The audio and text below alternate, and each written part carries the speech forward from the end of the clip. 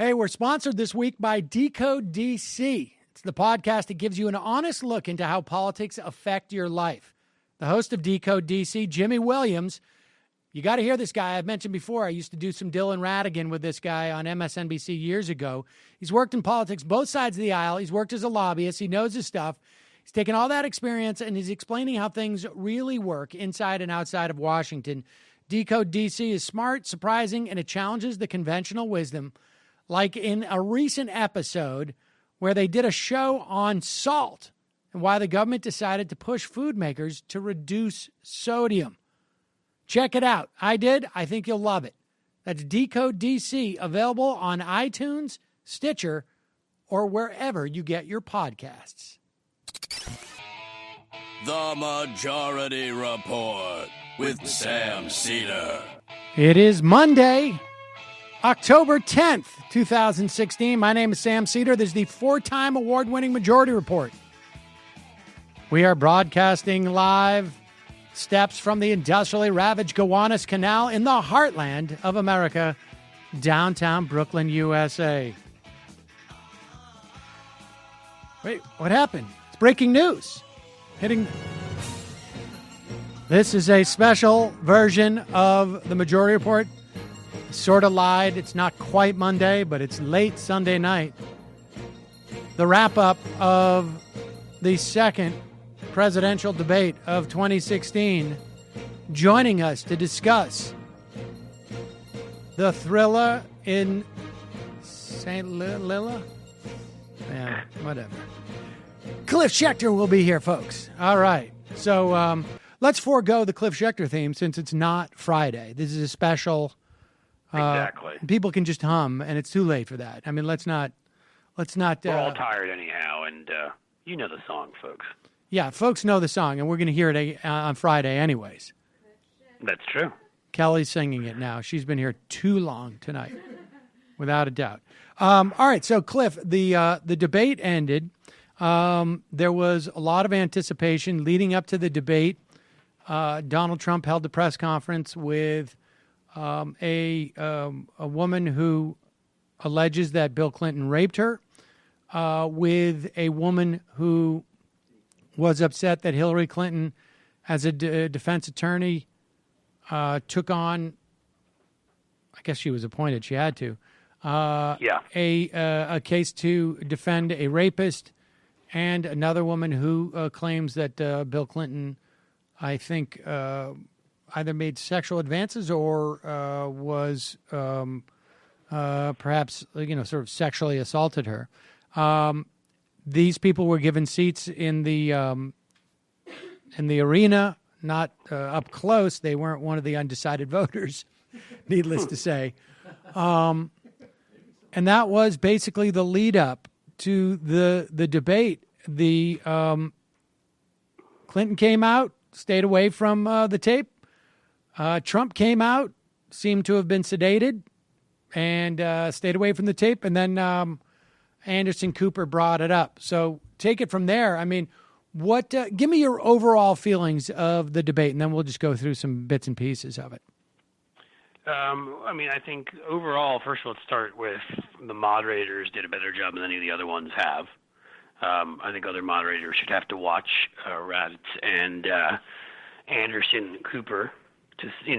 Look, there are times where it was almost impossible to get either much more Trump than Hillary Clinton to stop talking, but they really tried to keep it to the questions and stop people when they weren't answering the question. They followed up.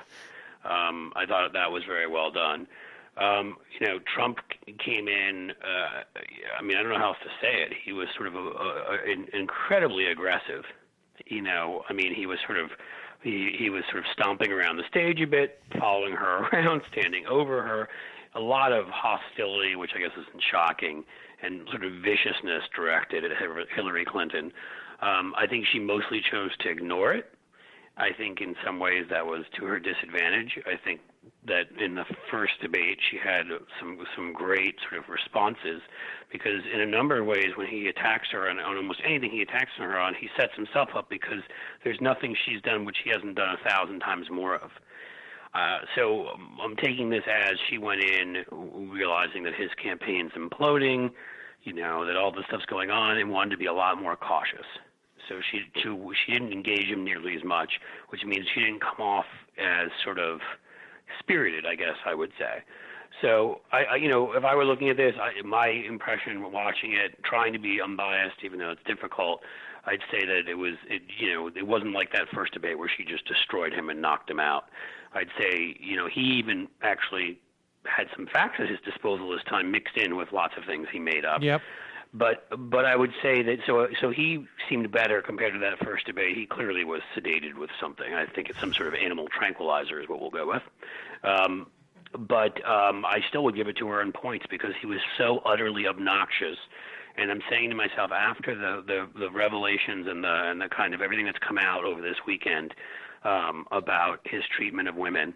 And by the way, the USA Today just broke another story about 20 different companies of his that have been sued for the way they've treated women. I mean, you know the oppo dump isn't nearly done, and this stuff is going to continue, right? That there's a lot more where any of this came from.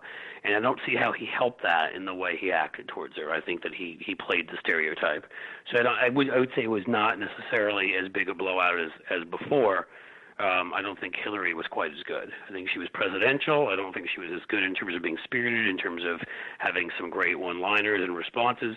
But at the same time, he was a little bit better on some things. He actually showed some knowledge of some things. I don't know if maybe he even prepared a little bit. Who knows? Mm-hmm. But he also, he also was way too aggressive and obnoxious. And then I would throw in the fact that he said a number of things that I think, we talked about after that Pence debate, which is doing one thing the night of the debate, but how it plays in the future. You're already seeing a lot of people sending out things.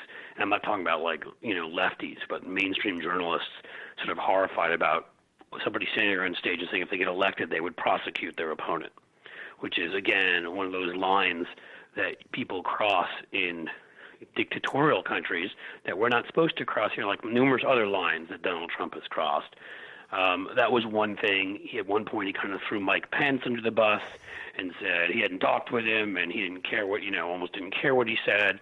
I saw Norah O'Donnell over at CBS send something out that the Pence people are livid over that.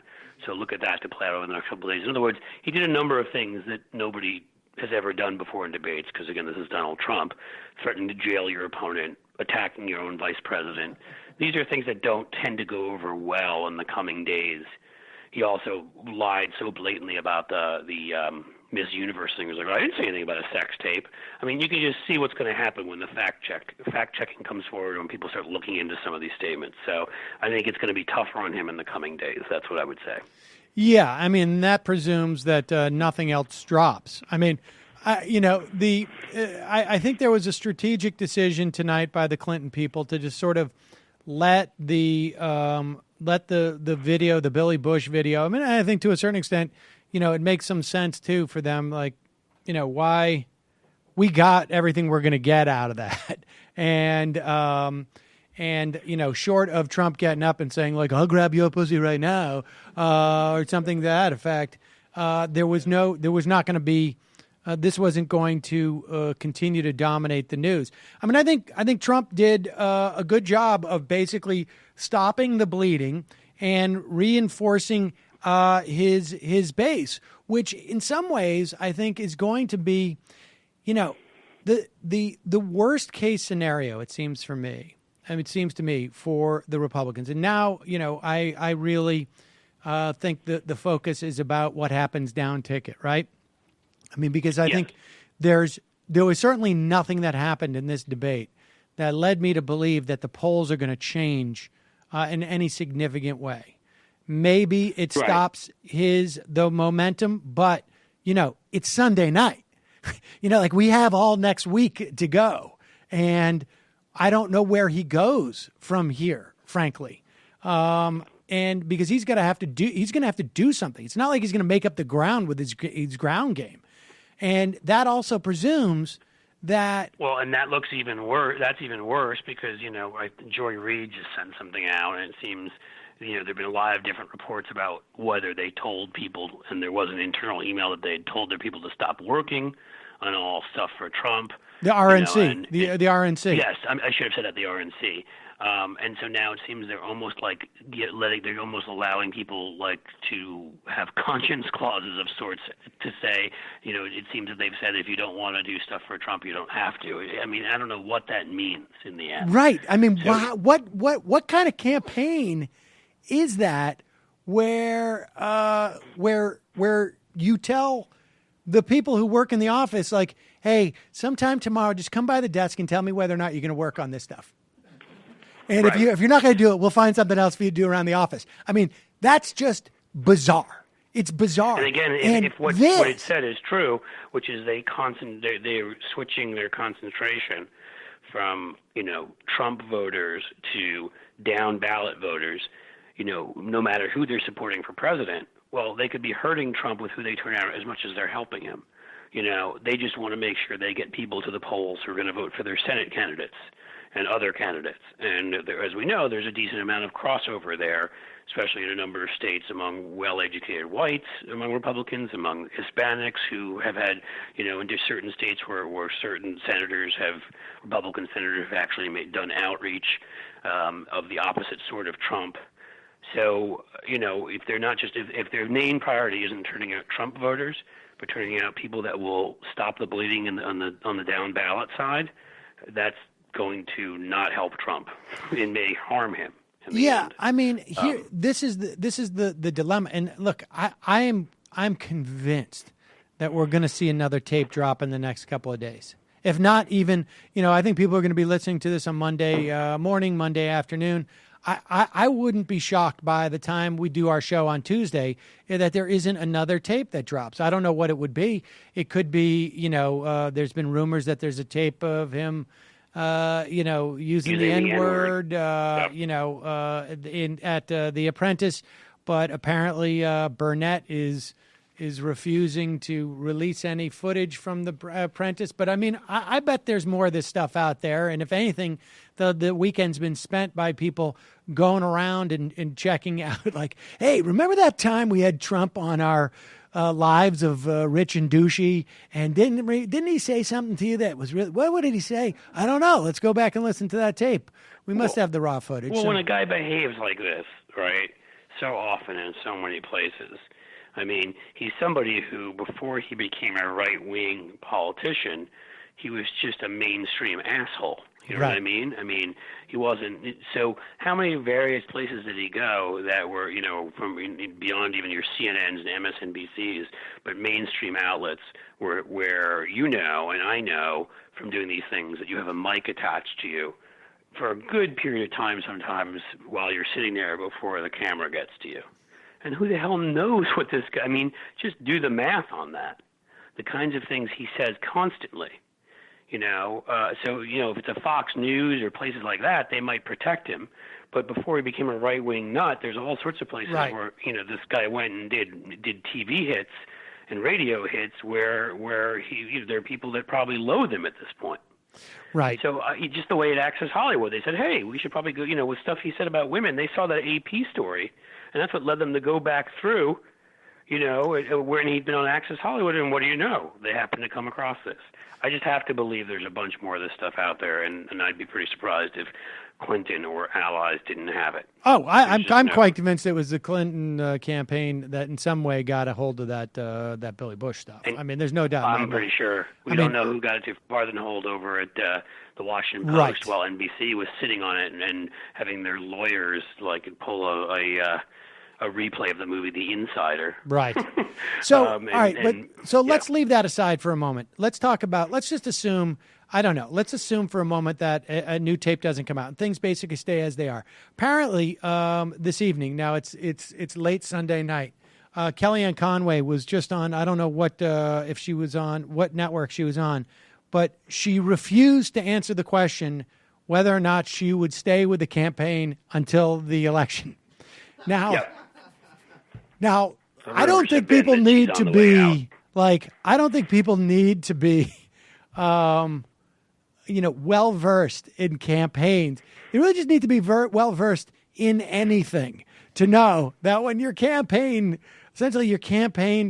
manager or one of your chief strategists is not committing to stay on the campaign for the next 3 weeks, the last 3 weeks of the campaign, 4 weeks, you got a problem. Yeah, that's a problem. But here's the interesting thing, right? So you have a list of like, I don't know, how many is it now? 15, 20 senators that have rescinded their endorsement of Trump, is my understanding. Yep. Okay? That's something like that, yeah. And number of governors. Also. But let's think Governor about like Utah. the Kellyanne Conway. I mean, not the Kelly. The Kelly Ayotts. Okay, the race in Missouri, the race in North Carolina, where Trump tonight. The one thing I think he did do is like he solidified his people again. You know what I mean? Like he came out and won the Republican primary all over again tonight. And he won it against all these people who have now rescinded their endorsements of him. And he won it against Paul Ryan, who's stuck in a hard place. Like, I think this is the worst place for them to be in right now, because they want to be on the side that is like overwhelmingly where the conventional wisdom is. And if Trump had come out there tonight and said, look,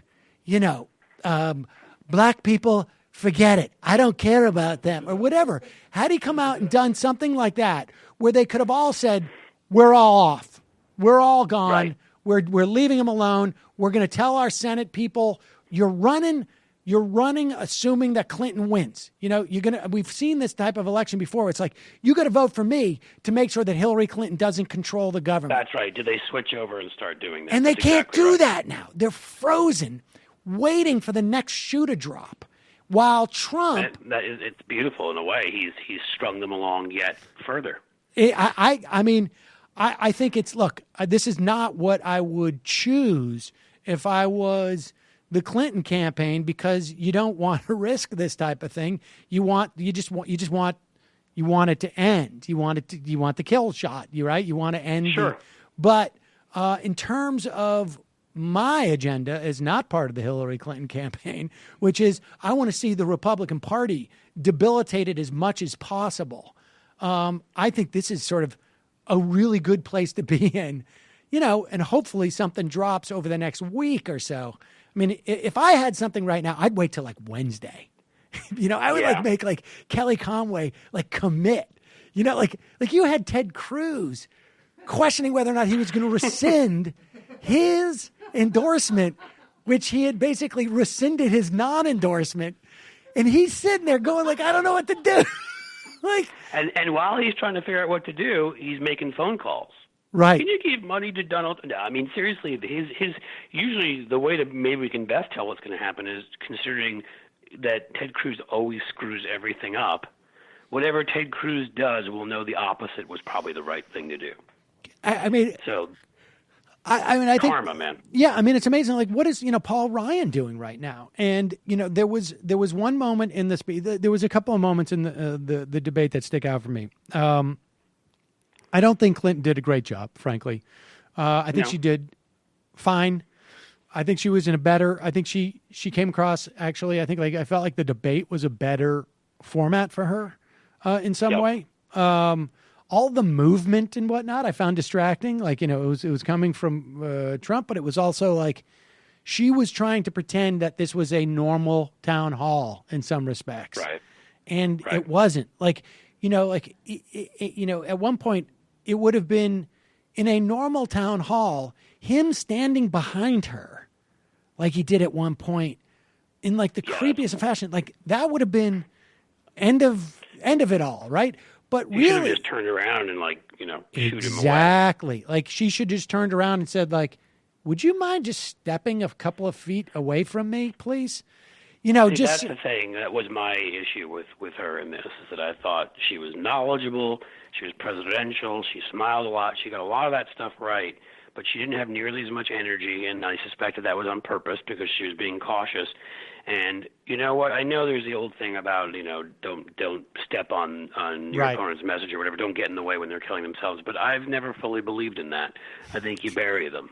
Yes. And the thing is that there are so many other things. Like I was sure, and again, granted, the big story now has become this tape, but the big story before that was his taxes. And she did bring up his taxes, but she didn't go after him for being such a crappy businessman, which I was sure she was going to do, because nothing gets him to lose it like that.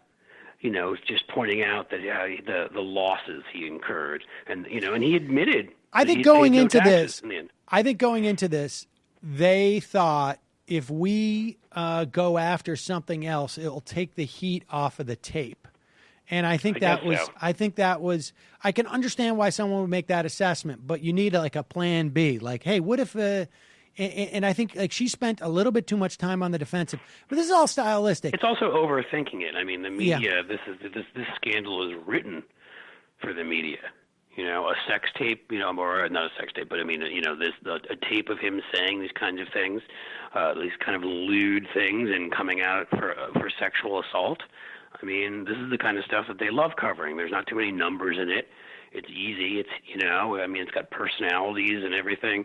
I just think that was a mistake on their part, because I think that you don't have to worry about them. They're gonna stay on this, and you get you go back out there and remind people what a shitty businessman he is. Yeah. But, whatever. I also think, I think there was an opportunity for her to, and she's not someone who has soaring rhetoric, but I think that when that woman spoke about Islamophobia, and Trump was basically like, that's sad. There's Islamophobia, but Muslims got to really pick up the pace and start turning more of themselves in, and I think at that point, that's the opportunity for her, rather than sort of split these hairs of like, well, I'm only putting in, 65,000 and I'm doing not extreme vetting, but heightened vetting. I think what she should have done at that point is said, like, look at this, like the idea that we would have someone coming to a debate and saying, please help me with the irrational hatred of me because of my religion. We've got to step back and look what's happening to America. Like there was an opportunity to get involved in some sort of soaring rhetoric there, and I think that's right. They're being quote the Constitution a bit, quote the Declaration a bit, sort of work. I agree. I think there was. I just think there would have been, or just appeal to people's moral values in some fashion, right? I mean, like that. If you're going to lay back, that's the way to lay back, it seems to me. Keep reminding people that, raising the idea of moral values, so that people get the idea of like, oh yeah, he's despicable. And, right. But, and then there was other things like, this is all critique from, I don't know, I guess these undecided voters. I frankly, I think they should all be, I think if anybody's undecided now, they really should. I don't know. I don't. I think you maybe should just sort of turn in your citizenship card at this point. Her stuff on Syria, I find disturbing. Like the Russian, the no-fly zone just seems ridiculous to me. We didn't hear much about policy per se at all. I mean. It seemed to me, I mean, the fact that we didn't hear anything about climate change, the fact that we didn't hear that much when it came to energy about renewables or a specific plan. I mean, I think, I guess, it is what it is, right? Well, and I think there were times when I think that she tried to bring it back there. But, he would go off on these rants.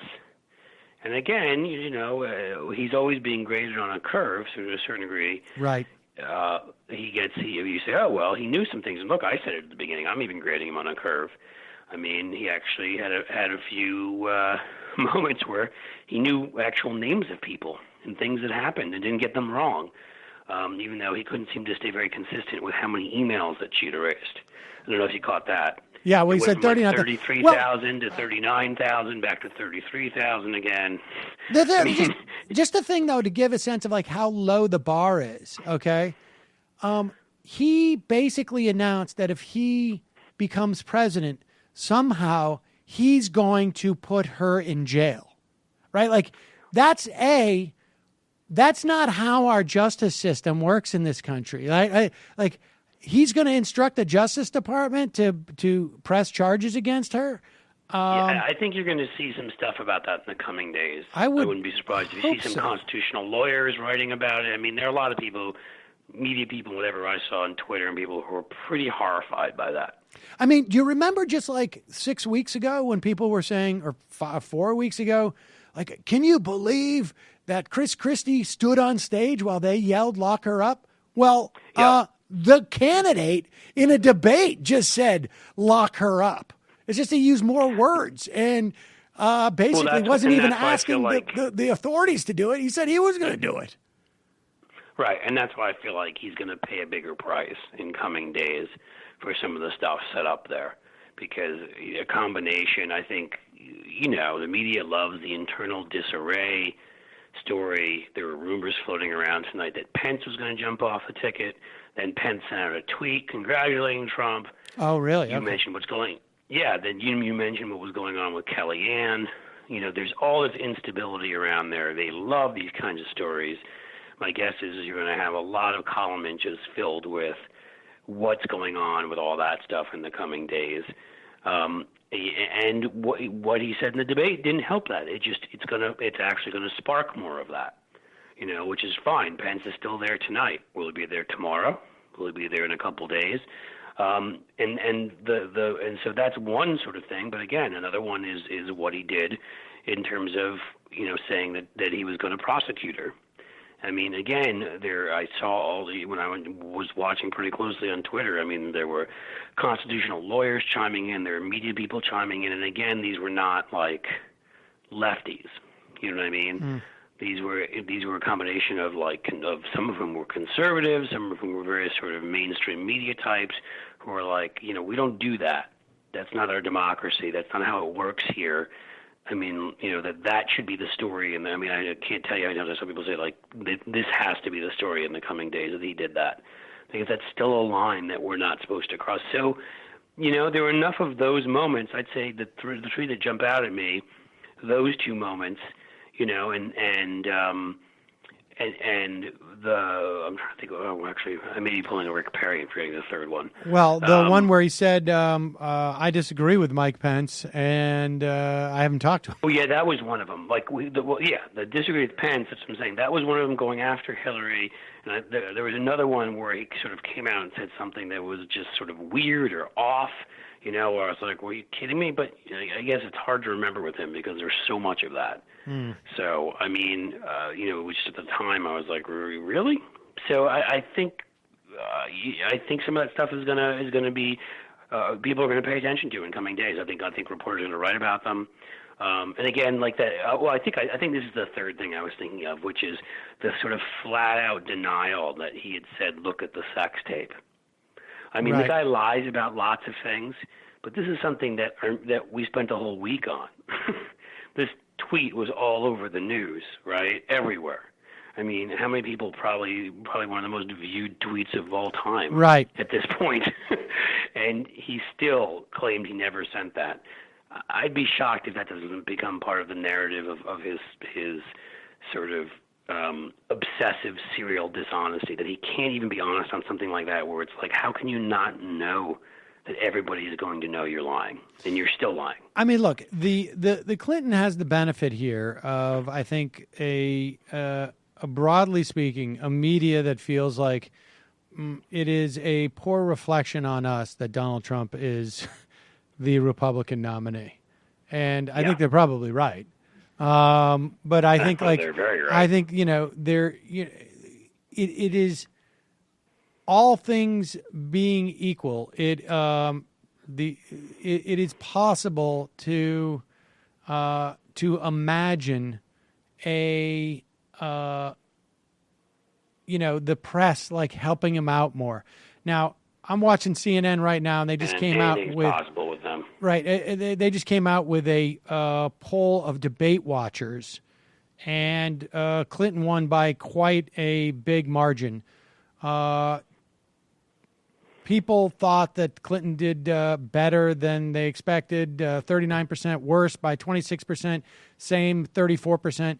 It was they expected Trump to do better than he did. I mean, I just like I don't know who these people are either. You know, this is a poll they took like of people they called who watched it at home. I don't know, but here's the point. Okay. The point is, oh wait, here's Kellyanne Conway. Should we listen to this? I'd be interested. Let's listen. Can we? I don't know if we can do that, right? Because well, you can listen if you want to listen quickly. If she says anything useful. I don't know if I can plug this in because I don't think we have a sound thing, right? Let's see if I could. All right, hold on. Cliff, you won't be able to hear me, but you'll be able to hear her. Hold on. We know it's our sweet spot because Donald Trump is out there every single day engaging with voters. He loves that. He's at the rallies. He's at the smaller forum roundtables. He's at his own town halls. He clearly won the debate tonight. Why? Because if you watched anybody's shows this whole weekend, we've just been left for dead. It's all over. Why even show up? Will there be a debate or people jumping ship? He came here to play tonight, and he came here to take the case right to Hillary Clinton and to show Americans this race is still what it's always been. Past versus future, politician versus successful businessman, Washington insider versus disruptor, and he made that case very clearly. He did not back down. Kellyanne, I want to ask you about what he said at the beginning of the debate. More than one time, he referred once again to what he said on that tape as locker room talk. You're his campaign manager, the only woman at the head of that campaign. What did you think when you saw and you heard that? Truthfully, what was your reaction? My initial reaction was very close to what Melania Trump said. I was offended, and I think the language is offensive and disgusting, and I'm also very happy that he apologized. I'm glad that he holds himself, accountable, because I look at the full measure of people, what they've said, what they've done, Dana, and how they deal with adversity that comes to them. And Donald Trump is absolutely correct. These are words compared to actions, and he made that very clear tonight, that Hillary Clinton blaming and shaming the women in All right, Cliff. Well, it's quite clear Kellyanne's back on board. It is interesting to me that nobody's saying that, that Trump never tried to inoculate himself. You know, I would have imagined that if they had thought about it, Trump would have started off by saying, look, there could be other tapes. I've had my time. I've changed. I'm better now. I'm much more focused on America. The biggest tapes in the world. I mean, I think Clinton could have said at the beginning, like, look, we're going to probably talk about other things besides that tape tonight because this is going to be a long debate. And I don't want people to think, though, by us talking about those other things that we're dealing with a normal situation here. And just sort of planted these, stakes in the ground so that, nobody really sort of like framed this debate as anything. I agree. I think there was a sense that everybody sort of went in and just like, I think Trump, tried to make it about other things, and it just sort of, when it all was a stalemate, they ended up talking about, taxes, and as if Trump actually had some policies, and so I don't know. That was we'll see in the coming days, but it'll be interesting. I mean, I think we all have to remember also that this whole thing with this tape that's had saturation coverage. Granted, it was over a weekend and a holiday weekend, so not to as many people potentially, but saturation coverage starting on Friday was it? Mm-hmm. And none of the polls have reflected that yet. Right. She's been polling ahead of him. It always lags by 3 to 5 days, sometimes even more. So she's been polling ahead of him, to the point of where she's now up by somewhere between 5.5, 6 points, and gone back ahead in basically every swing state. I mean, even I think she had in Ohio. I think she has in Iowa, and Arizona has become a toss-up.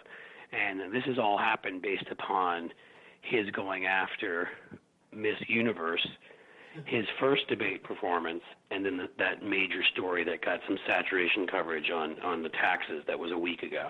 Yeah. Like none of this other stuff's been factored in yet. So even what these numbers are, just the way that what happened in this debate isn't going to be factored into the equation, for about 4 or 5 days from now at least. Right. Until people are done talking about it, unless something big happens that just wipes it off the map, which could, as we know. So that's another thing to keep in mind is that I don't think we're going to know how this debate affected things in the next few days because I think we're going to start seeing in the polling the fallout from the tape, and I don't think that tape's going anywhere either. What I thought was interesting too that Trump did not hit Clinton on was the WikiLeaks email dump. I mean, at one point in the WikiLeaks, there was a lot of things in there.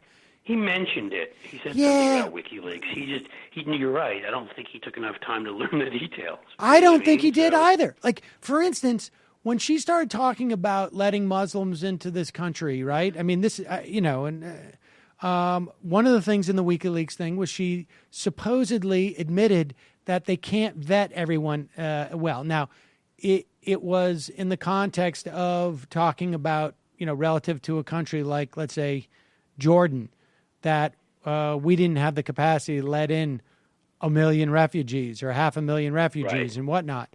But that would have been something you would have expected him to manipulate. When she in the WikiLeaks things talked about open borders and basically totally free flow of, I don't know, she didn't say capital. I think she used a different word. I mean, maybe she also meant labor. I doubt it, but whatever. He could have said that, like, this is, Agenda 21 or whatever it is. There was a lot of stuff they, I think it was just, they don't have a campaign. And they just, communicating that stuff and getting that stuff to him in time wasn't going to happen. Tell me, have you looked at any of those WikiLeaks stuff? Is there stuff in there that you find problematic? I know the big thing that's getting play is that she said she has policies that are in private and in public, but she addressed that tonight with the Lincoln stuff. Yeah, she does have the Lincoln stuff. I don't think that was the perfect way to address it either. To me, my take on that was always just that sometimes it's like with diplomacy. There are some things that you just can't say in public that you have to say in private, and that's because sometimes there are negotiations going on and those negotiations are can be affected by the slightest thing. That's the way I thought. I mean, it's hard to know, right? Well, but, and maybe she was talking about something as simple as some domestic policy, and then it would bother me a lot more. I didn't sort of get that from it, but I didn't think that's what I would have said if I was her. Certainly, I don't think the way that she. And I thought, like, the part where she was talking about, there was one segment where she talks about, like, I grew up middle class, but I've basically lost touch with that. Yes, but she at least had the self-awareness to realize she's lost touch with it. I mean, I don't think that's such a big part. I mean, she spoke highly of Simpson Bowles. That didn't necessarily surprise me. And I would imagine, like, there was a good percentage of Democratic senators. The president, obviously, was in favor of it. So at that time, that was it. But, the thing that I get from that, too, is that, I know this well from, this isn't making excuses. She was on the wrong side of that, as were a bunch of people. But sadly, before Erskine Bowles was a Clinton chief of staff by legislators, right, and issue groups and all sorts of stuff. That was the conventional wisdom, even for a lot of Democrats. All of this. I mean, if you actually like do the timeline, the one thing that comes clear from my perspective is that she is imminently movable. And yes, now it may be it's also conceivable, and this is, I think, a legitimate concern, that she she is still that person who wants to implement Simpson bowls, but is saying that she's not. But I think it's just more likely, like, she just goes where, I think she's got a basic center-left orientation, and within that, there's a lot of room as to where she will go, based upon what where the power is, where the energy is, where the grassroots are, and we're and I've been saying that for a long time. I think we're all in a much better position to make that happen. And what I do like about her, and that was brought up in the debate tonight, is she was very good at bringing people together and actually sitting down and getting legislators to do things. There is an art to that. You know what I mean? And there is an ability to get people to convince people that it's in their interest to come to your side who might not always be there. So it's up to us to get her to the point of being on the left. But then, and on some things, I think she's always shown more of an inclination to be further to the left, and some things she's got a much more centrist-y kind of inclinations. But I think the pressure can get her there. I really do. Well, either way, I mean, that's, there were definitely moments tonight where, and I'm sure there are people who have these feelings of like, it would be just so awesome to have, Bernie Sanders or someone like that who is just sort of like taking all of this oxygen and using it to promote a much more progressive vision. I mean, not like the bottom line is when they get in office, it's really just about judges and and regulators essentially, and I think there would be a difference, but not necessarily a massive difference, depending on the area. How the election turns out has a lot to do with it too. Right. I mean, if the bottom does fall out, and again, we've learned enough to know that there's so much out there on Trump that anything could happen on any day. I still think, again, I don't think this tape is close to done yet. Right. Well, in 2006, people should keep in mind, and I've said this before, like the reason why the Democrats won, took the House in 2006 was Mark Foley. I covered it. There was definitely. I remember it well, man. They were definitely teed up because of the war. And Democrats were only favored to take a couple seats. I mean, they're going to win some seats, but they'd been created the whole culture of corruption thing to go after Tom DeLay and his behavior and other stuff, and then the Mark Foley thing played right into that. Totally. And the fact that a bunch of them knew that Foley was doing this and had not. And I can't remember, it was like the whip. Of course, Denny Hastert, shockingly. Yeah. The whip up in, I've mentioned this before, I think it was up in Buffalo. He was the whip. I can't remember his name now. But I remember he came out and did a press conference. The first press conference he did after it came out about Foley, who, for people who don't know, Foley... was it Reynolds? Maybe it was Tom Reynolds or something. I can't remember. I feel like it was... Okay, go and ahead. Mark Foley was accused of basically being a predator for some pages. And the Republican leadership knew about it, did nothing about it. So if it was Reynolds, I can't remember who it was, came out. He knew he was going to get questions about this. He surrounded himself on a stage with children from ages like 5 to like 12. Surrounded it supposedly to promote some type of program they were doing locally. And the reporters were there going like, did you put all these children out there so that we couldn't ask you a question about this? And he was like, what are you talking about? And that was I remember that, like the sense of outrage that created was insane. And so, and that happened right around now, if I remember correctly. The Jack Abramoff thing was going on then, too. Yep. So we'll see. I mean, it could be. We will. I mean, again, people forget that these things can break in a hard way, like at any moment. And again, I just think this was a sort of a break in things and a bit of a respite, but I'm still interested to see what continues to come out and how some of the other Republicans handle it. I mean, you know, in a way, as you point out, he at least solidified things a bit tonight. So your Ayotts and McCain's, who the hell knows what they're going to do? Well, now here's the interesting thing. Now they're on the wrong side of it. Like, a day ago when they rescinded their endorsement, they were on the right side of it. But now they're on the wrong side of it because they're going to have voters who could be more angry at them, their own Republican voters, who could be more angry at the turncoats than so they could just theoretically go in and vote for Trump and not the down ticket races. That's true.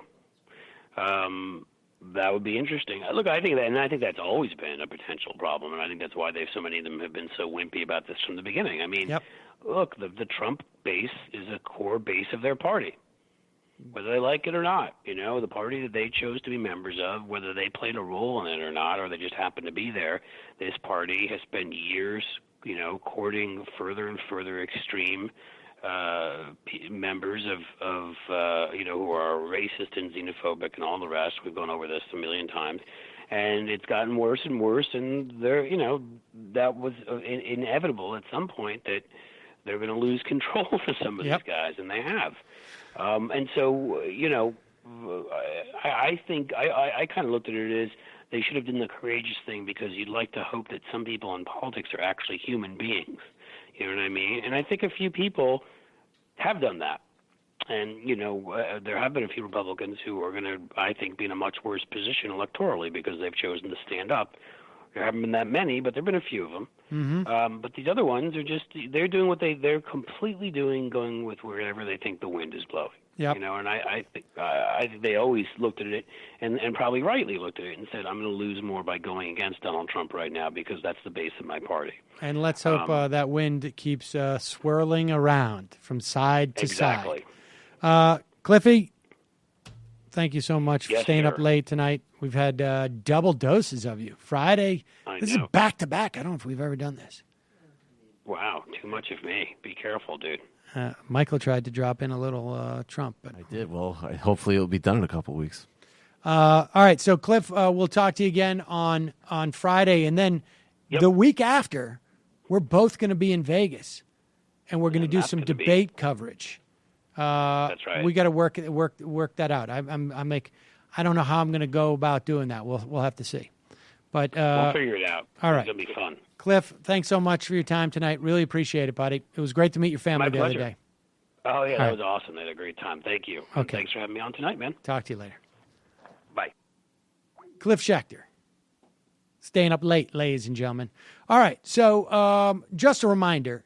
Oh, okay, two things. One, we're going to put another 15, 20 minutes on the end of this podcast. It's going to be a long one, I guess, for just we did some of the sound. I mean, obviously, there was a lot of news over the weekend, and we're not going to be live on Monday.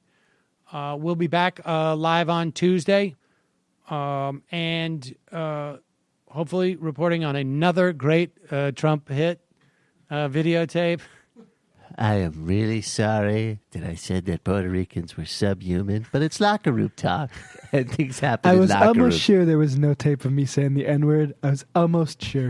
I assured everyone around me, including my simple daughter, plantation in talk. a post-coital cigarette, that there was no tape of me using the N-word, but apparently there is, so I apologize to her. Simple. And I guess the black people, too. They love getting apologized Here's the to. thing But about anyways, show business, okay, that people don't understand.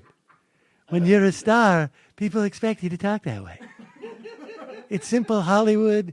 It's like in Hollywood, it's all a locker room, but it's not like the kind of locker. It's just a different type of locker room. We got a lot of locker rooms. But I've realized as I've traveled the country that we should have less locker rooms. Smaller, more insulated. Smaller locker rooms. No cameras or recording microphones. Devices in the locker rooms. It's just, That's the first thing. It's just you think you're on an Access Hollywood bus with a crew of people and Billy Bush, and you think, I'm in a private setting. There's no way that this would ever come out or be recorded or documented in any fashion. You've got a microphone on, and you're just saying these things, but you're in Hollywood. And in Hollywood, that's the way it works. You know what I really hope is that there is a slew of other Everybody talks about it. disgusting tapes that get released, and they're racist, and they're anti-Semitic, they're everything imaginable, and Billy Bush is his sidekick for every single one of them.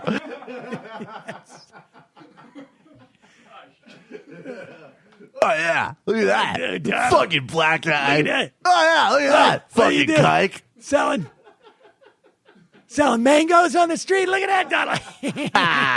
He's got Operation that. Wetback, am I right? All right. Well, we're going to talk about those tapes and more. For those people who didn't catch this live, we're going to tack it on right now. Hey, just a reminder, this program exists only because of our members. So if you want to support this program and become a member, we give you extra stuff to listen to every day. But even if we didn't, become a member, support the program. You know, we give. So become a member today at jointhemajorityreport.com. Jointhemajorityreport.com. Also, justcoffee.coop. Fair trade coffee, tea, or chocolate. Use the coupon code majority. Get 10% off. Also, if you buy crap from Amazon, you buy it from Jet, buy it through our link at majorityreportkickback.com. We get a kickback. You'll notice no difference. You bookmark a link, you buy that stuff from all that time. Like I say, you'll notice no difference, but we get a kickback. So majorityreportkickback.com. All right, here is, we're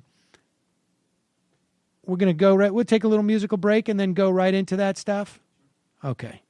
And we'll see you live on Tuesday.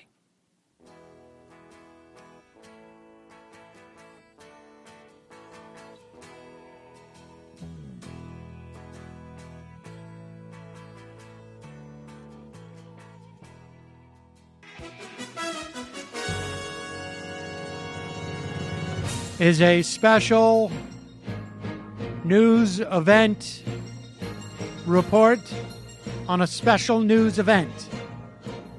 The debate number 2 of the presidential campaign 2016 is tonight. It's going to be a total crap show. It has already become a total crap show. It has mutated in from a complete crap show into a beyond crap shit show. Let's face it. Good show. Not good. We're starting a little bit early because there's been quite a bit of news over the past 36 hours. That new Medicare report that you were freaking out about over the weekend. Yes. I found out something very important about the third tier of predictions in the Social Security Trust Fund report. As you know, there are 3 tiers of projections as to the health of the Social Security Trust Fund. There is an A scenario, a B scenario, and a C scenario, all of which make different assumptions of projected growth. No, this is not what that's about. So after we were done on Friday, the tape came out of Donald Trump, and then Republicans started to jump ship. Then Paul Ryan got heckled. Then they all froze and didn't know what to do. Then, sometime around then, Hillary Clinton's transcripts supposedly from her... You got to fix your mic because I'm getting the typing. No, you shouldn't. Transcripts, partial transcripts that were in emails written amongst the Clinton campaign people have been released. Presumably, they're accurate. They haven't been confirmed by the Clinton campaign, but I think for the most part, that's probably just to sort of not allow them to sort of blanket sign off on all of it. I think it's probably accurate. Those broke. We'll talk about those. And then just 15 minutes ago, we got a sense from Donald Trump of which way he's going with this. And it's the way... Big league. Big league. The issues. He just... He just had a press conference with Juanita Broaddrick, who claims to have been raped by Bill Clinton in 1978. What? I believe it was 78. The woman who, was she the survivor of the rape? So Hillary Clinton apparently defended an accused rapist of a 12-year-old when she was on some type of public defense, presumably, maybe Right. pro bono. And she got the guy off. The victim was 12 years old. And then there was a tape that was released of Hillary Clinton. I don't know what it was for. It was with a friend. I don't know if it was some type of archive. I don't know the origin of it, but it is confirmed. It is her. It's a real tape. And she's sort of, she's basically laughing on the tape about getting the guy off and saying that, of course, he was guilty and all the rest. I mean, I'm not trying to go into like hyper spin mode, but I think there's some element of like, doctors have a particular kind of humor. Police maybe talk in a particular way. It was sort of like, I've heard other people that do law maybe speak in similarly really cavalier sounding ways, but it's a terrible sounding tape. And yes, that woman was up there. So she was up there, and I think there was one other a woman who was up there who had accused Bill Clinton of, and I don't think rape, but maybe assault or trying to hit on her or whatnot. So, I mean, that's where we are. But let's catch up with some of this sound. So the story that has given the excuse to the Republican Party to begin to attempt to abandon Donald Trump is follows. And the reason why I say it this way is because the fact is that Donald Trump was bleeding support over the past 2 weeks since the first debate. It is quite clear that the trends were heading in a direction where Hillary Clinton was going to where there was strong reason to believe that Hillary Clinton was going to win. The projections went from anywhere from a 75% chance to like a 95% chance and trending away from Donald Trump. Basically, people had hit peak Trump. So this, despite the fact that this is a man who called Mexicans, well, not all of them, but most of them rapists who are coming over here. Some, I assume, are good people, some, he said. Be fair. I mean, the litany goes on and on and on. Being very unfair to me, Rachel Maddow. Telling his supporters to beat on protesters, I mean, honestly, we could spend hours for all the other offenses that were equally offensive. This, though, the only thing I will say about this tape, and we'll talk about it on the other side, but this is the one that allowed those people, particularly those senators who are struggling for their seats or congressmen who are trying to establish their bona fides on the right, who got the credit. Poor Ted Cruz did it like the opposite way. Ted Cruz handled this the way that I handle blackjack. Where, like, I know that if I've got a 12 and the dealer's got a 12, it could go either way. The book says either way, but the point is, you always do it the same way. And instead, I would go with my intuition, and I choose the wrong way each way, so I don't even get the law of averages. That's basically what Ted Cruz has done. So that's what we've seen. But here it is. Now, let me tell you what this footage is. Having done, as a director and as a executive producer and as an actor, but more so on the production side, many, many shoots similar to this. With a handheld camera, people with lavalier mics off in the distance. I can tell you that when I directed I'm with Busey, we had stuff like this all the time. All the time. Mics on, little switch. It's a couple hours into a shoot. The guy who's mic'd doesn't realize he's mic'd. And it really just depends on, how much the people there. I imagine some of these people probably didn't like Billy Bush, who is the host. He seems so likable. And they said, keep it. That the producer said to the sound guy, keep it rolling. I want to hear this. And then it was stored somewhere. I could tell you right now, this happened in 2005. I directed I'm with Busey in 2003. It would take me an hour to find the stuff from Busey. And I know 5 guys who could find it too. So this is not that much of a surprise. So what you're seeing is a bus that's coming in. The cameraman has already been set up to get Donald Trump coming off the bus. That's the planned shot. There's a couple of probably program people in the bus, and Billy Bush, who is the host of whatever it is. What is this? Access Hollywood. One of the Bush cousins. And you're hearing the audio in there. Let's let this roll. And she used to be very, she's still very beautiful. I moved on her, actually. You know, she was down in Palm Beach. I moved on her, and I failed. I'll admit it. Whoa. I did try and fuck her. She was married. Huge news, Sarah. No, Nancy. Yeah. No, this was marriages. And I moved on her very heavily. In fact, I took her out furniture shopping. She wanted to get some furniture. I said, I'll show you where there's some nice furniture. I took her out furniture. I moved on her like a bitch. But I couldn't get there. And she was married. And all of a sudden, I see her. She's now got the big phony tits and everything. She's totally changed her look. She's your girl's hot as shit. In the purple. Whoa. Yes. Whoa. Yes, the Donald is good. Whoa. Oh, my man. Wait, you got to look at me when you get out of your Pause it for 1 second. Pause it for 1 second. That's Billy Bush. Yes, you're your girls. Let me tell you something.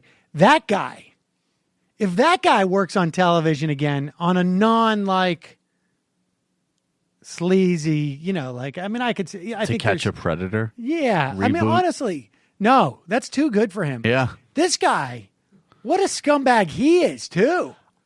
Until the end, he comes off worse. In all fairness, he was only 35 at the time.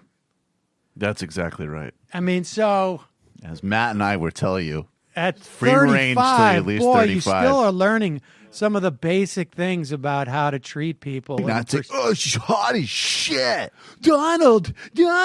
I mean, the level of mutual ass kissing, like the sycophant, this so gross. It's disgusting. So gross. All right, continue. You give me the thumbs up. You are a You got to put the thumbs up. You got to get the thumbs up. Can't be too happy. Else off first? Yeah, let me. It's very fun. You got to give me the thumbs up. You and I will walk out. Oh my God. Maybe it's a different one. Better not be the publicist. No, it's her. Yeah, that's her, with the gold. I gotta use some Tic Tacs just in case I start kissing her. You know, I'm automatically attracted to beautiful. I just start kissing them. It's like a magnet. You just kiss. I don't even wait. And when you're a star, they let you do it. You can do anything. Whatever you want. Grab them by the pussy. You can do anything. Look at those legs. All I can see is the legs. No, it looks good. Come on, Shorty. Oh, nice legs, huh? Oof, get out of the way, honey. Oh, that's good legs. Go ahead. Pause it. What are they doing in the bus? Like, honestly, when I hear two guys talk like this, I think these guys are not attracted to women. I just think that, they're literally just oh, those legs go way up to her face. They have vaginas and everything. Yeah, I mean, there's just something so weird about this. And then the guy's yelling at this woman walking by, "Dude, don't ruin my view." Oh, my God. Are these guys Get out of the way. masturbating on a cookie in that bus or something? All right, continue. It's always good if you don't fall out of the bus. Like Ford, Gerald Ford, remember? Down below. Pull the hand.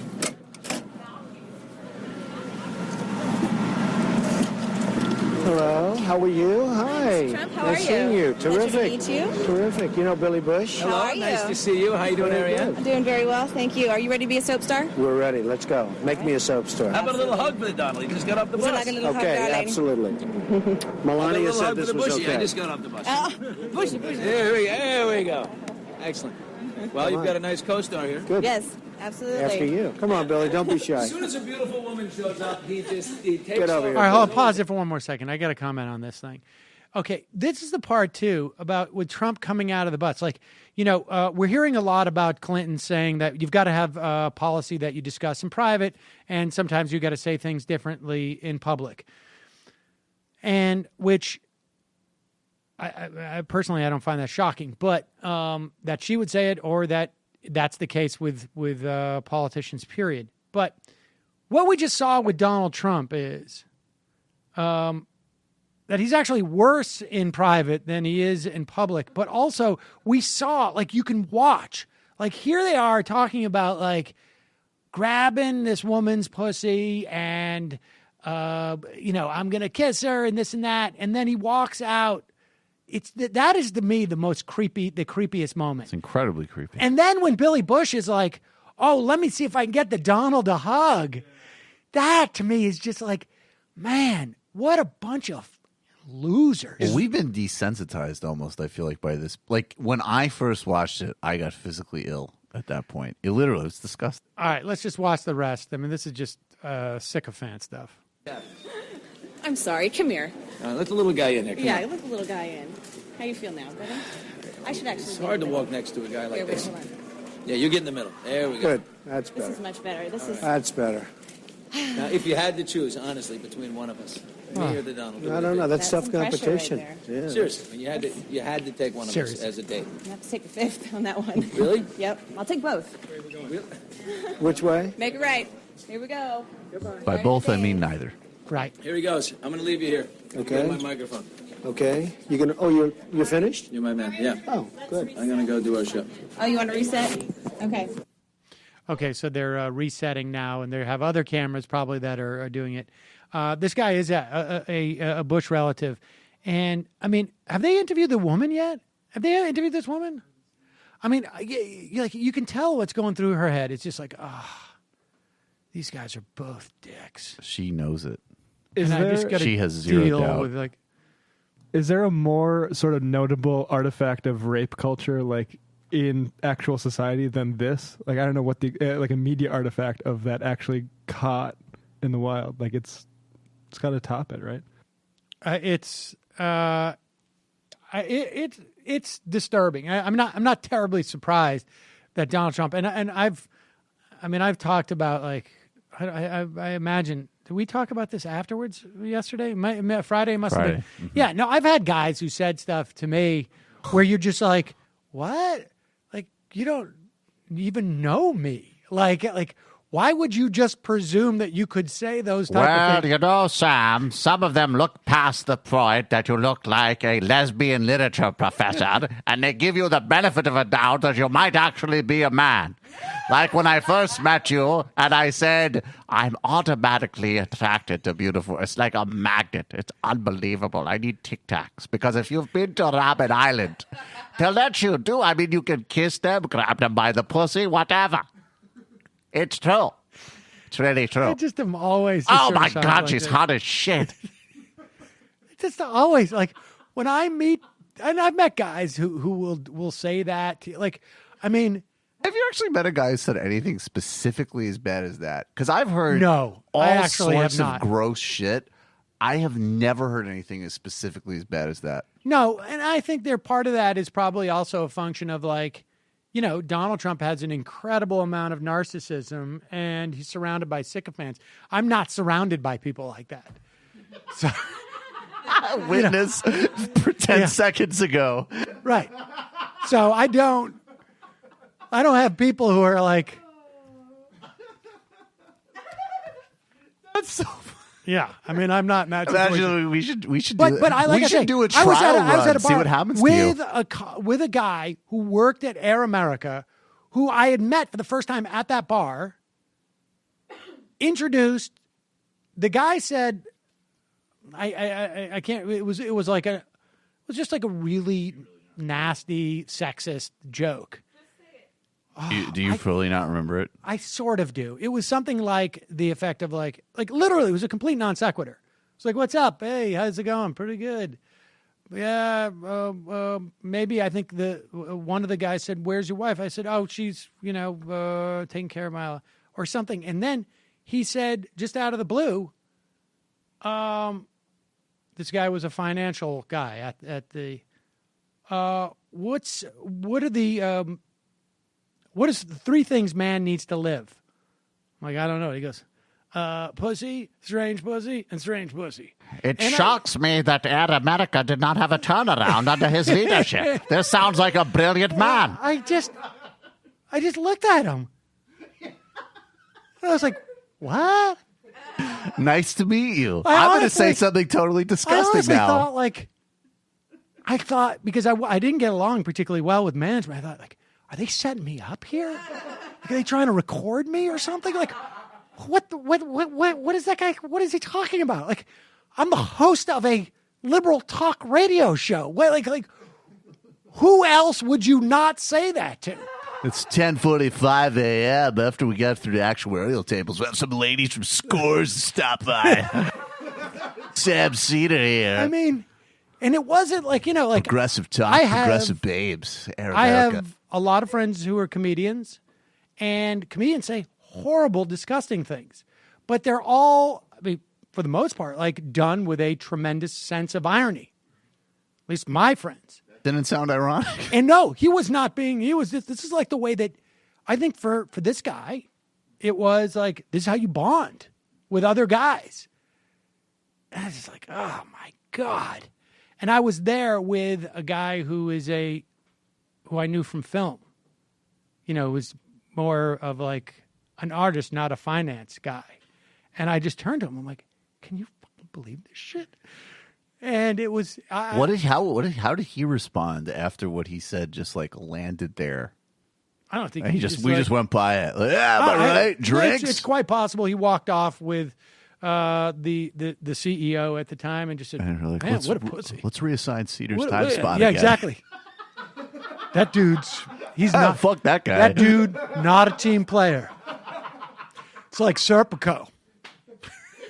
Exactly what it's like. It's like Serpico. It's Serpico. Yeah. Sam, you don't have to agree with the pussy comments, but we'd feel a lot more comfortable if you nod your head during them. Just a little bit of cackling, just to let the guys know that you think it's funny, and like you don't gotta make any yourself. Just communicate that you're with us. We're all in this locker room together. That's all we're saying. It's unbelievable.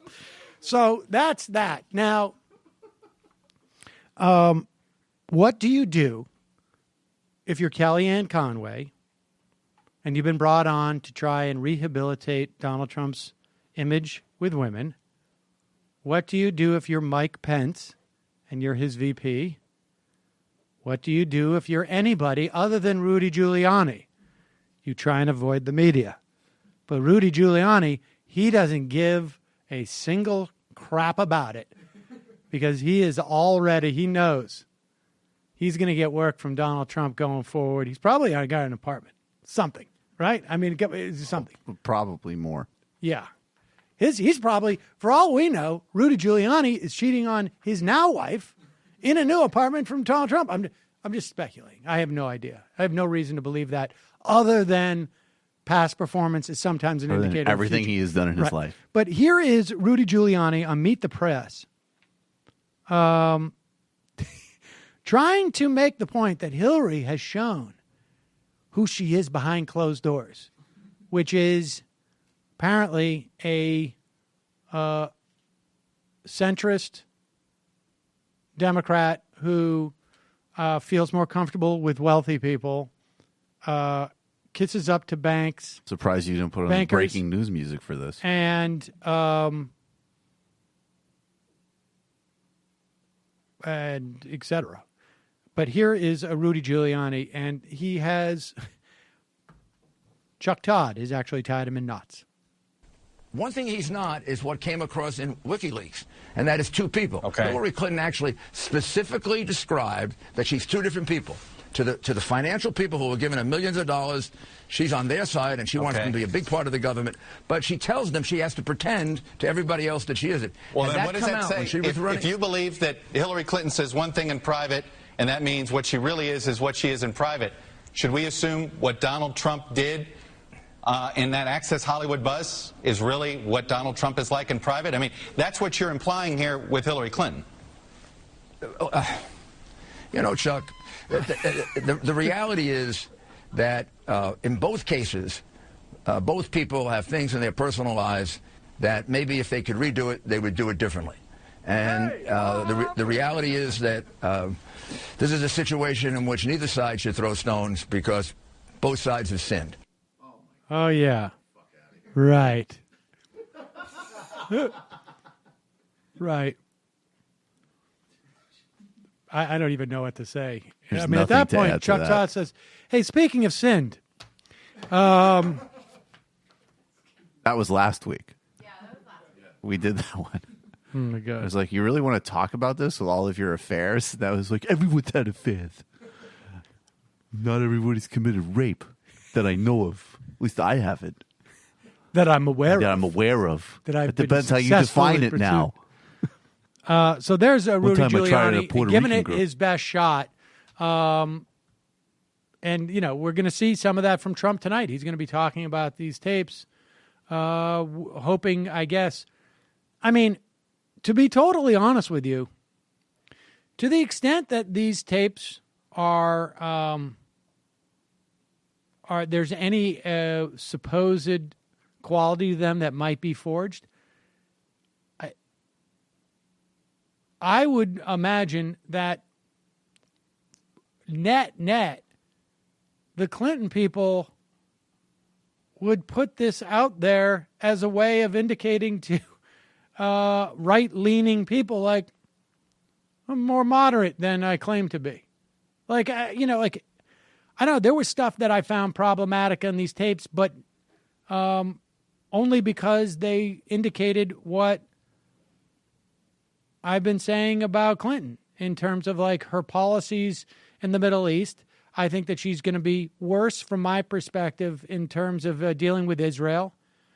She's going to be awful. Than Obama. She kowtows to big money. I mean, there are some things that were in those tapes that I was happy about. She will also expose our funding of environmental movement. There were tapes, or were these were transcripts? Transcripts. Right, okay. I mean, there was in her remarks to Deutsche Bank, she said, may not be 100% true that it's completely rigged, but it seems to be, at the very least, significantly true. I mean, there was a mix in there. She is basically who I think that I have definitely perceived her to be, which is someone who is bathed in that world and doesn't see outside of it. And presents herself relatively honestly to the public. She's a centrist. All right, we got to keep going. Yeah, go to Paul Ryan. All right, let's get to, here is this segment. Let's get to this, Paul Ryan, because here is, back in June, I tweeted out that my neighbor had asked me, when do the Republican leaders get some integrity and cut Trump off? And I responded to him in mid to late, I think it was mid-October, when he's down by double digits. We are at October 9th, and I believe that by October 15th, Donald Trump will be down 8 or 9 points, maybe 10. And then I think we'll see when the next tape comes out, we're going to see Paul Ryan cut and run. But here is why he cannot. And here is what, from day one, I've been saying about Donald Trump. Donald Trump is just a projection. He is just a shadow. The real thing is the Republican voters. And here they are in Wisconsin, a state that Donald Trump lost to Ted Cruz, with their Speaker of the House addressing them, who's also from Wisconsin. Listen to these people. So I just want to say to all of you for Fall Fest, thank you for coming out and supporting us. I see so many friends. I see so many people who've been out there working hard for us. Thank you so much for working for us. Thank you so much. And I want to ask Ron Johnson and Scott Walker to come out here. We got to remember, Ron Johnson is the man that we have to vote for. We as conservatives are offering solutions. This is exactly what we will do here in Wisconsin. We will deliver our 10 electoral votes. We will fight for our conservatives, and we will offer this country solutions, and we will meet the moment for what it is. Thank you for coming out for Fall Fest, everybody. Thank you so much, you guys. God bless you all. Thank you. Appreciate it.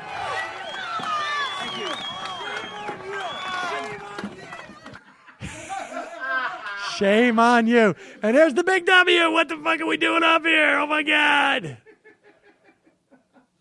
Oh, my God. Cucks.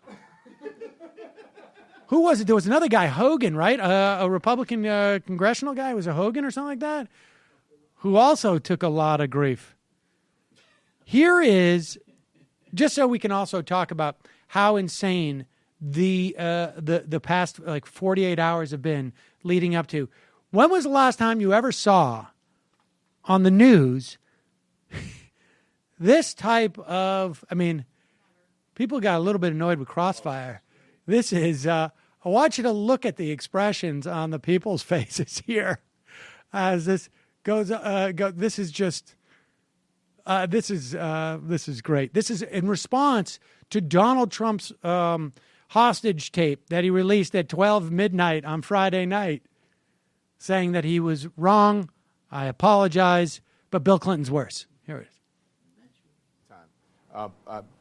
Can I just say that Anna, quickly, I have to get to break. I'll bring you guys back, but go ahead. All this shaming of each other on TV, really, let's not do this, guys. Yeah. None of us are on the ballot. The people that are on the ballot are Donald Trump, Hillary Clinton, and we are judging Donald Trump. If you choose to believe him, if you choose to believe him, if you choose to make excuses for him, that's your choice. That's your choice. And then be my choice is to consider him a disgusting man who has consistently disgusted me from the first day of this campaign.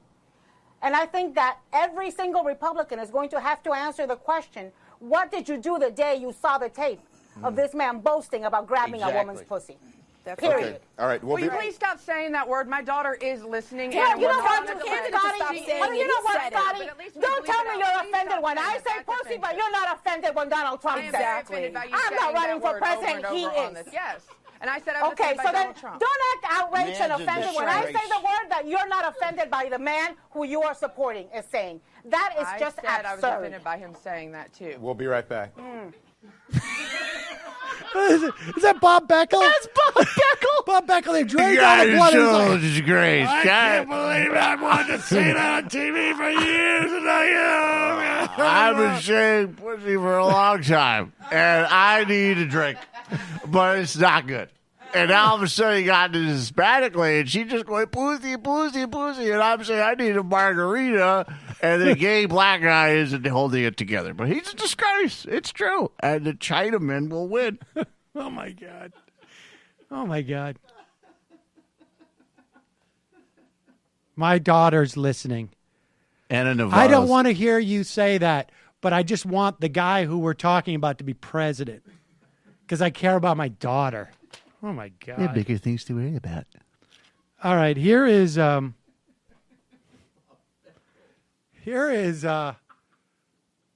Lewandowski, who, as you know, is on the Trump payroll. Is he still getting paid by Trump? I get confused. He's getting paid by Trump and by CNN, whatever. Well, it's severance. Oh, so severance. I don't know why they had to keep letting the severance play out for months and months and months, but it seems like that's the way it was set up. Set up that way.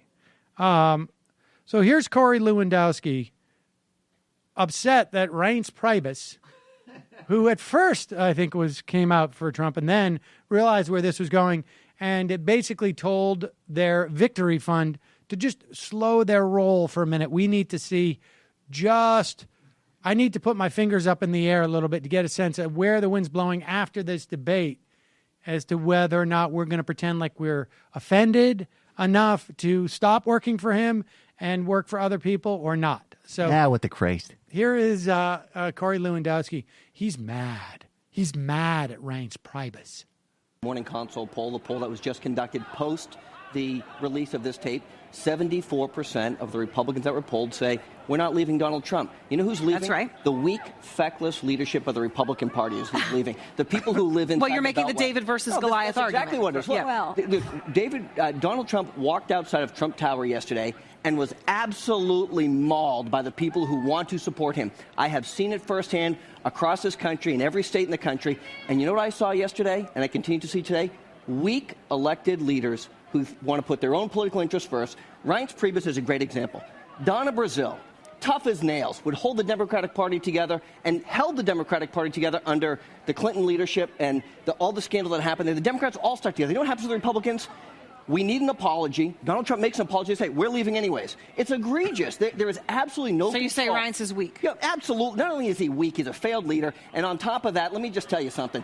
The American people are so tired of the people in Washington, D.C. telling them what to do. That's why they've stood. That's why Donald Trump beat all of the establishment, all of the people who were supposed to be the leaders of the party moving forward. Donald Trump beat them all. He got 14 million votes in the primary, and he's going to win the general election. Ask you about Reince Priebus.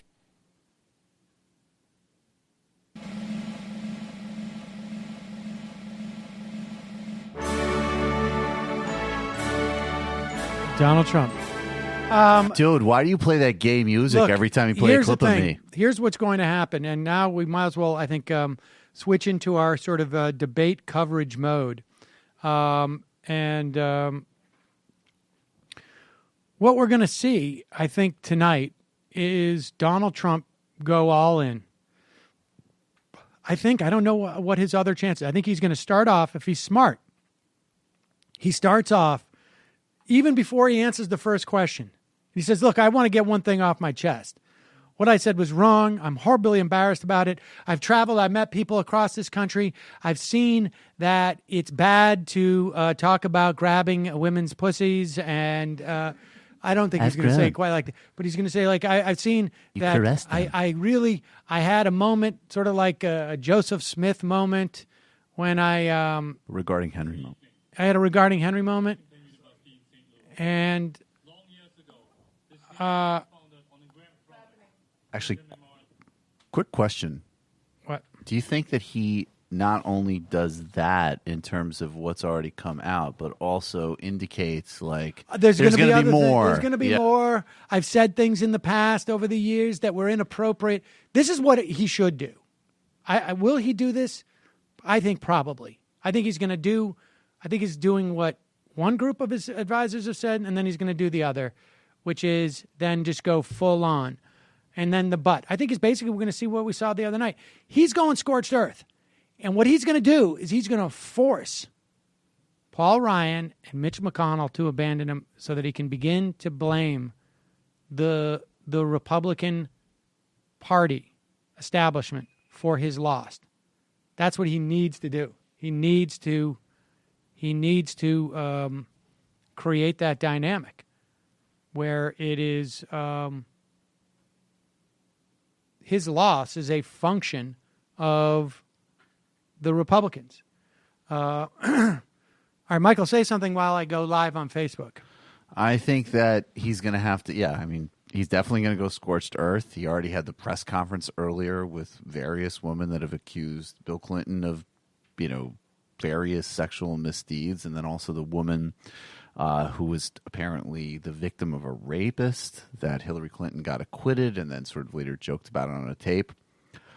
I think that I agree with Sam that the only thing he can really do now is try to find a way of losing that doesn't hurt his brand and shifts the blame onto the Republican establishment. And I still think and maintain, I'm sure with everybody else in the room, that sets the stage for Trump TV, which I think this is still where this is all going. And, and also I don't know if, you should check Roger Stone's Twitter account because he will always game out where things are going. And I was looking at Roger Stone's Twitter account today, and he was tweeting all sorts of stuff from a book that he had written about, Bill Clinton's supposed sexual crimes over a year ago. And so you could choreograph exactly what was going to happen. What do you guys think? I think it's just amazing that it has gotten this far before they could do anything about it. Like, it's sort of I was talking about it on Friday night with a buddy of mine, that it's sort of like Trump sort of wavered and then looked like he could win in just the right amount. Like, his wobbles were not significant enough to cause anybody to bail, which is crazy. Earlier than this, really, like, or the last couple of weeks at least. And then, like you could tell Republicans thought, oh, shit, maybe we can win this thing. Yeah, they had a moment of like, you know what? I think he's doing okay.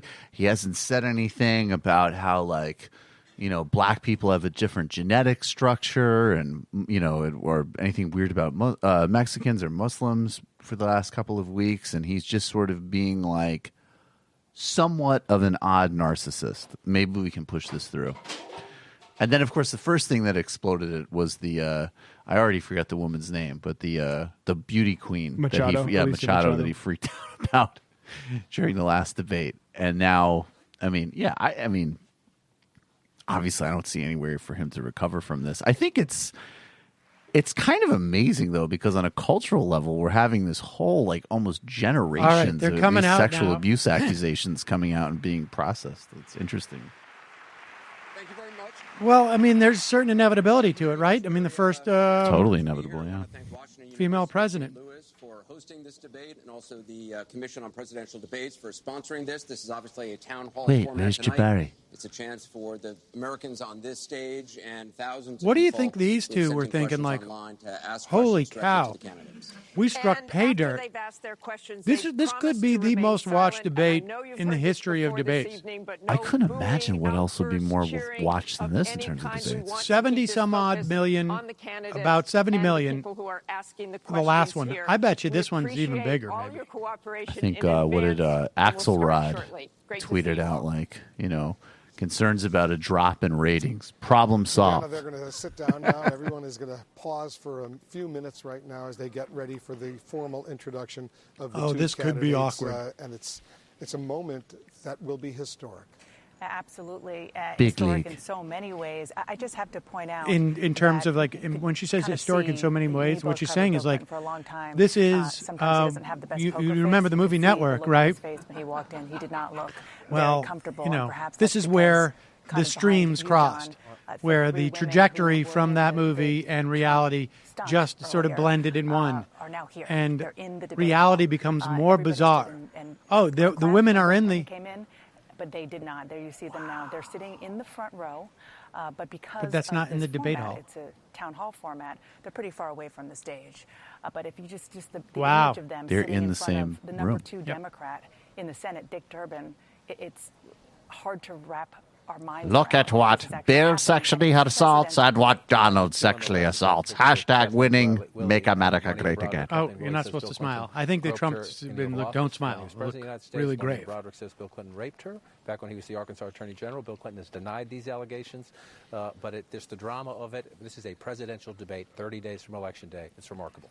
Jake Tapper, what are you looking for?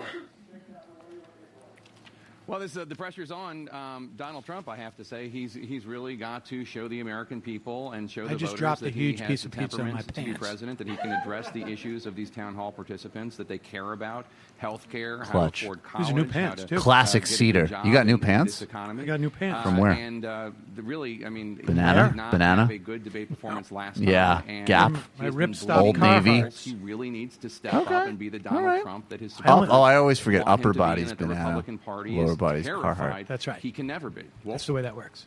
Although this is actually more It is a moment right Old now, Navy. Dana Bash, when we I can wait see for that. them And Land's to walk End. out. Oh, people the I'm sporting the everything. cardigan I'm is sporting Land. everybody. The cardigan is Land's End. Do you know what a cardigan is? No, I clearly don't.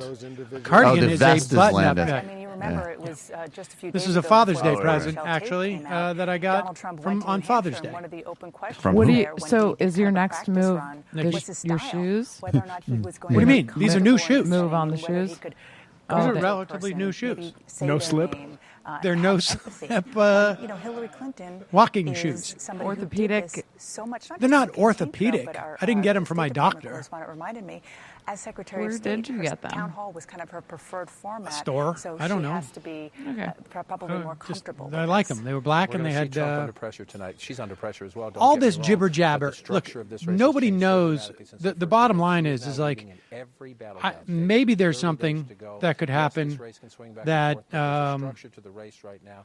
Many Republicans think it's over already. Yeah. If Donald Trump is to change this race, I to think start to change the Donald battleground, Trump is just they going to think he has go do all it in with and go out in a performance blaze of tonight. glory. And of course, there's a I think huge he's debate peaked. about the strategy to do that. Do you He go knows soft he's first? hit his Do you bring peak, Bill and now he's Clinton just going to into it? take his Or do you people try with to him. apologize for that tape and then try to focus on issues? We're about to find out. Yeah, he's going to focus on issues because of all the issue work he's done in this campaign. Trying to reach out to undecided voters tonight. It is literally probably about him trying to make sure that his own party doesn't abandon him in the way that matters the most right now, which is resources and manpower.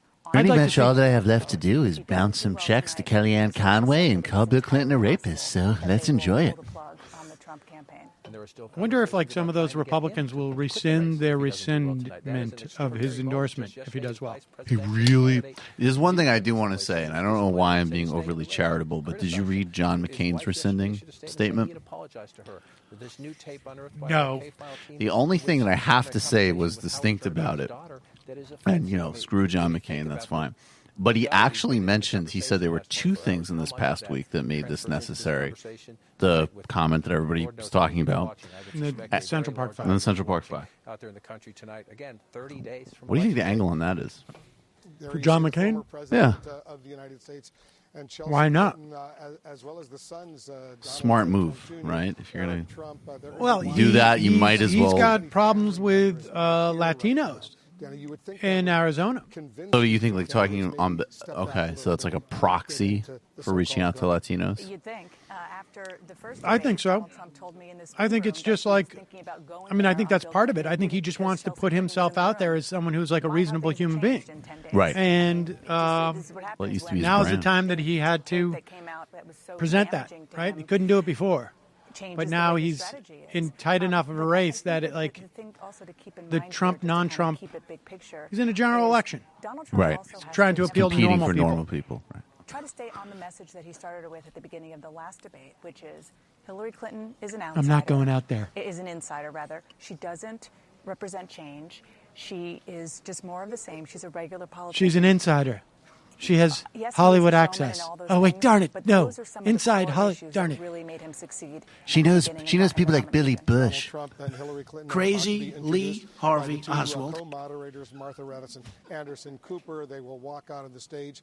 We'll see if they do shake hands this time as they did during the first presidential What do you debate. think? We got a bet on historic moment begins. What? On shaking hands? They must have maybe already decided. Oh, they're going to... right? I mean, wow, that's actually... I wouldn't take a bet on that. I have no idea. Hillary will go in for it because I think she follows protocol. And I'm Anderson Cooper from CNN. We want to welcome you to Washington University in St. Louis for the second presidential debate between Hillary Clinton and Donald Trump, sponsored by the Commission on Presidential Debates. Tonight's debate is a town hall format, which gives voters a chance to directly ask the candidates questions. Martha and I will ask follow-up questions, but the night really belongs to the people in this room and to people across the country who have submitted questions online. The people you see on this stage were chosen by the Gallup organization. They are all from the St. Louis area and told Gallup they haven't committed to a candidate. Each of them came here Who the with fuck are questions they these want to people? ask, and we saw those questions for the first time this morning. Anderson and I and our team from ABC and CNN are the only ones who have seen them. Both candidates will have 2 minutes to answer each audience and online question. We hope to get Unfortunately, as many questions as 100% of the questions involve the word pussy, so we cannot. Except for now. Ladies and gentlemen, the Republican nominee for President, Donald J. Trump, and the Democratic nominee for President, Hillary Clinton. They announced them at the same time.